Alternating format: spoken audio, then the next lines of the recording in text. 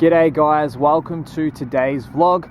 Coming to you guys, this is more of a Q&A video today, but I'm coming to you guys from my park, which is literally just down the road from where I live, and today I'm answering your questions in today's video. So today I did vlog as well. The vlog from today will be released probably tomorrow. So this is Q&A Sunday / Monday, depending on when this video is released for you guys, because I know some of you guys are in the States. So I've got my phone here, and I'm going to be answering your questions. Let's head over to the YouTube Studio app, and I'll answer the questions from most recently posted. Cold. Okay, so Ray Wade asked, "Hey Cody, I'm just curious on why you don't take advantage of the eBay store for lower fees. Am I right in thinking that it is cheaper having an eBay store for the benefit of lower fees?" So I believe I do have a store. I think I do have a store, and it is cheaper for people who own a store to have one as opposed to not having a store, because you're going to be charged a little higher fees. It's just going to be a little higher to sell, full stop basically. So having a eBay store is definitely beneficial because if you are selling in volume, you do create a storefront as well, so then people can see your other items for sale as well, I do believe. I'm not sure if you can do that just by having a standard setup. I guess that's why they call it the eBay store. But I do have an eBay store, and I have found it to be very beneficial. I've probably saved a lot of money in fees and stuff like that as well. So Torin asks, "Hey, for your Q&A, are you able to provide us with an income / revenue rundown on how much you've made? It could be really interesting. I understand if you don't want to share this. And also, have you heard of Tanner J. Fox?" So to be honest, I guess I could share like my eBay sales with you guys, like how much I've made probably like this week or something. I know there's a similar question coming up, so what I think I might do is answer this question in regards to just my eBay income in the next question or so that comes up, because it is the same sort of question, and I want to make sure I can answer everything in as much detail as possible. Okay, so moving on. Also, to answer the second half of your question, Tanner J. Fox, I've never heard of the person, so I don't know who they are or what they do, but if they are valuable in regards to like information and stuff, I might check them out. I'm not sure what they're about though. Next question comes from Morgan. "I admire what you are doing to make a living and sharing your knowledge. I have a question. How often do you go thrifting in a week, and how many op shops would you go to in per day? How much time in each are you spending? I went to about 6 the other day over a 4-hour period, so I need to work quicker, I think. But in my area, they are more spread out too."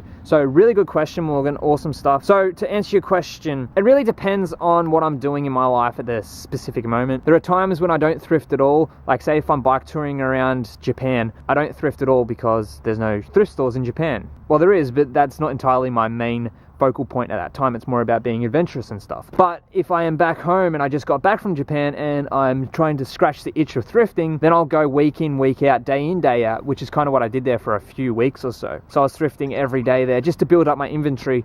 Since I've got to a stable point now, I can sort of drop back. To update you with exactly what I'm doing right now, I am planning to only thrift once a week at the moment. If I was to really focus on the eBay business full on and just take, because I've got so many other things going on as well, I would probably, to say on average, go maybe 3 to 4 times a week is what I was doing back a year ago. And I did that for about a good year. Every single week was about 3 or 4 times a week, and I would go like all day from 9 o'clock till 5 o'clock till the thrift stores closed. And I had a list of about 30 thrift stores. That was my goal amount to get to per day, but I probably never ever got to about 30 a day. I may have got to 25 at the most on a really good day. That's just having the addresses printed down on a list, copying and pasting the list into the maps, going straight to that op shop from 9 o'clock, hitting up the op shop, going in there, looking through everything, starting possibly at shoes or the most expensive possible profitable flippable item first, and then working my way down and working within my means of my $30 minimum per item,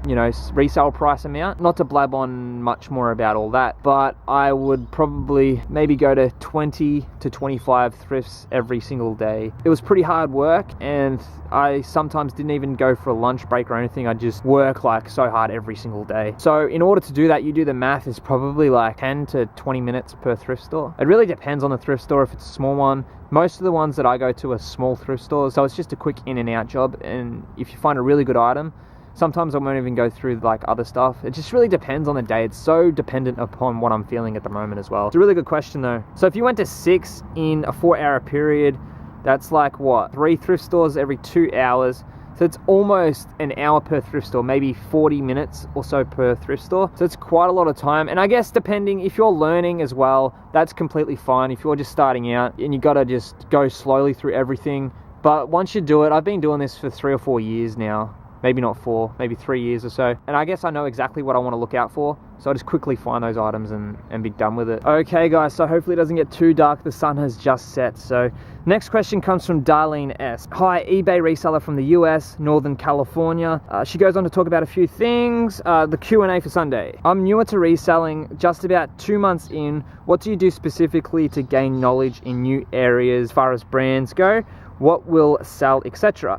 Is there anything you won't sell? I have avoided very heavy items and breakable items myself. Thanks. Okay, so really great question again. So thank you for the question. I would really possibly sell anything that is going to make me a certain amount of profit, anything above $30, possibly what I'm going to go for. To be honest though, I haven't really dived into women's clothing that much at all because I just haven't really gone around to the women's section. I more just go to the men's stuff, but if I took the time to learn women's clothing and stuff like that, I would also sell that as well. But that's probably the only item that I don't sell, and that's because I'm probably a little bit lazy or just haven't made the decision to go into that category. But ways to research brands and what items are selling and are hot at the moment, specific to eBay, which is used thrifted stuff typically. I'd go on eBay and search in a category, say example men's clothing, more specifically men's shirts, men's shoes or something like that, and just see what has sold.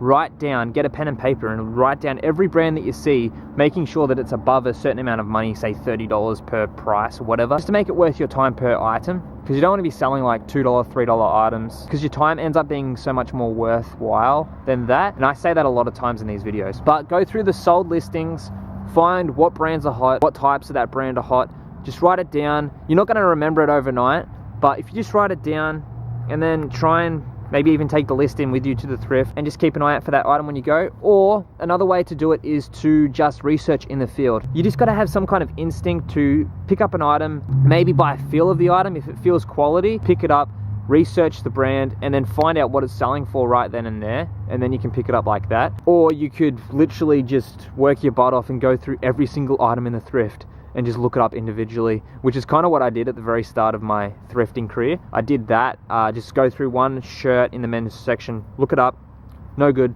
go to the next one, look it up, no good, look it up, oh, such and such brand, didn't know it sold for that, never heard of it, but I'm going to get it now. So you could also do it like that as well, which is really labor intensive. But the number one way I would recommend to research stuff is to go on the eBay sold listings and just see what has sold. It's proven and it's right there in front of you, and with that information you could become very successful. So definitely give that a go.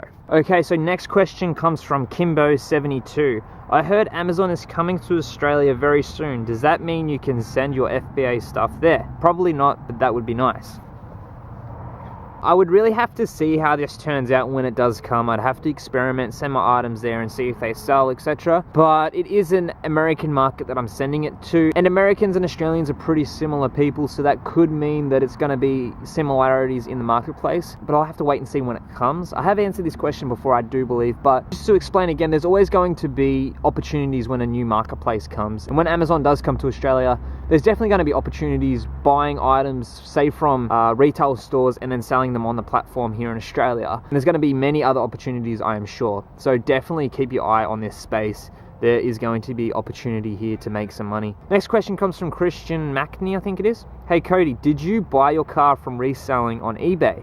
I want to buy a car, starting reselling business today. So another great question. To be honest, eBay probably paid for half of my car. Let's go back. My first car that I ever had was a Nissan Skyline, and it was a pretty sick car. I really liked it. I did pay a bargain price for it, so the money I spent on that car was almost $5,000. It would have been 4.5 or so, which was a sick deal, really awesome deal. But I believe I paid for that car with the money that I got from working a part-time job at a pizza shop. So I saved up the money there, and then I brought the car with that. But then I later on sold that car for almost $10,000 and doubled my money. So that is the money that sort of helped me propel my eBay business. And then from there, that is when I brought another car, which is the Volkswagen Golf that I have now. It was only like a $5,000 or $6,000 car. I made many stupid financial decisions in my earlier on life, like maybe 3 or 4 years ago. Like when I sold that Nissan, I should have kept that 10 grand instead of spending it on another car. You know, I just spent all that money again. I should have just saved and invested that money. Stupid mistakes that I made, but I have definitely learned from them. I just say that now because I've been learning so much about wealth accumulation and just accumulating wealth. And yeah, if I would have known that maybe 5 years ago, oh damn, things would be so different. But it's safe to say that somewhere in there, maybe 20%, eBay did kind of help me purchase my car, but not entirely though. Alright, I think I'm gonna head back home because it is getting pretty dark and finish off this video. But the next question is from Susan De Silva. I think that's how you say your name, sorry if it's not right. But this is a question about how much profit I make a week on the items that I flip. Do you have a separate account that your money goes into from PayPal, or is it your main account? Do you have any tips for people who want to make money on the siren from items? I'm sorry, I don't really understand the last bit of that question. I think it might be a typo. I'm not entirely sure what that question is asking at the end there. The first half of the question I will answer back at home, and this ties into the other question I believe that I was going to answer before, which was from Torun. Okay, so I'm going to head over to eBay, over to my eBay account, and I'll share with you guys how much I've made in sales. Let's just say over this week. The average amount I make is roughly 1,000 Australian dollars a week. And I've had that number a lot higher, and I've had that number a lot lower.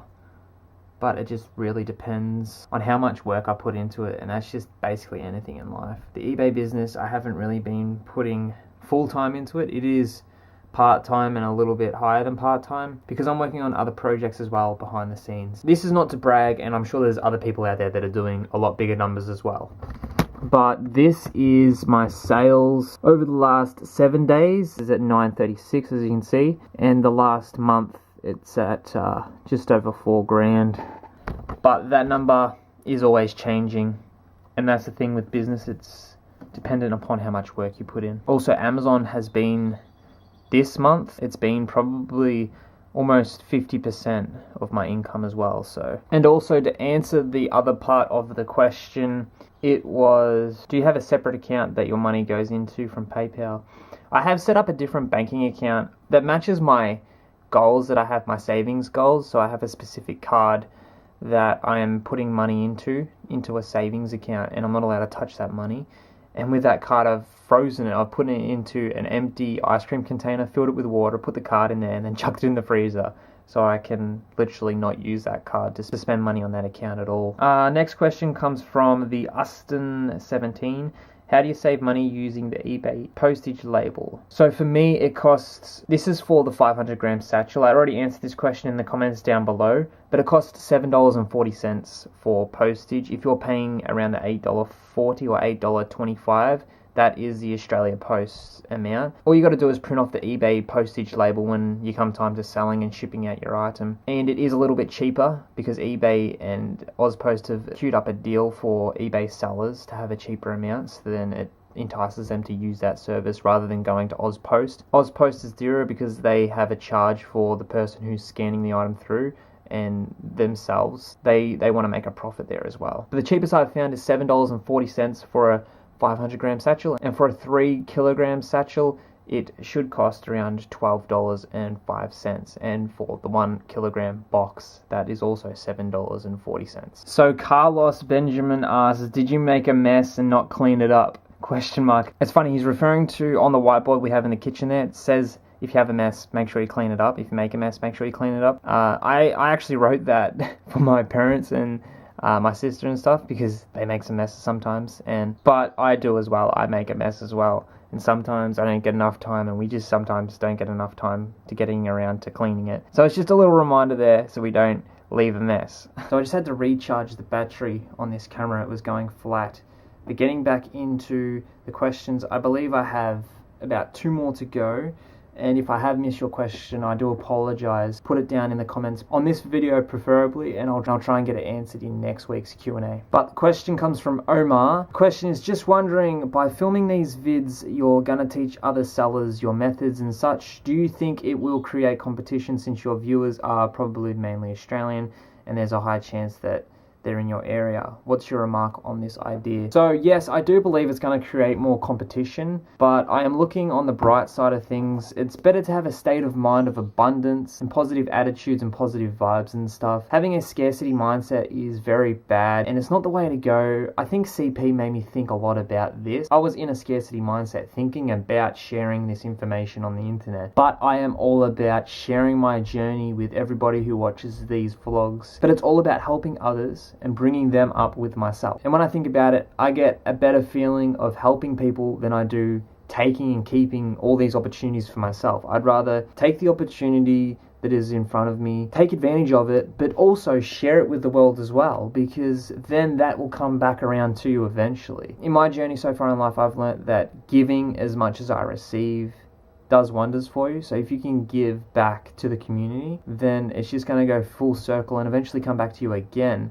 But it's more so about just giving and helping others, and that's partially what this channel is about. Also, that scarcity consideration has also helped me think, how else can I make money and how else can I do different things other than just this one thing? And it's got me always innovating and coming up with new ideas and new things to do, and I've just got so much stuff that I'm doing which does not have me worried at all. Last question from Varun is, how do you pack the Guitar Heroes? Let me show you. Okay, so it's a very simple process. All we do is get some cardboard or a cardboard box, cut it down, flatten it, and then just tape up the ends just like that, so it's sealed. Leave one end open, ready for the Guitar Hero. Get the Guitar Hero. Most Guitar Heroes you can take the neck off just like that. Take that off and then bubble wrap it just like that. And then all we're gonna do is pop it in the box.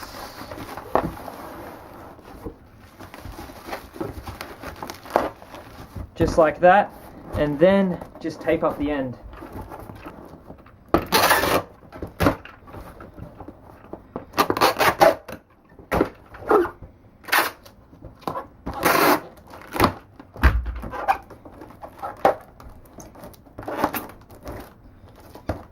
And then that is all there is to it. I just realized that's all like lopsided and stuff. But that is it for today's Q&A video, guys. Thank you for watching and thank you for submitting your questions. If you have any more questions, like I said, put them in the comments below. Try and answer it in next week's Q&A video. Thanks for watching. See you guys in the next video.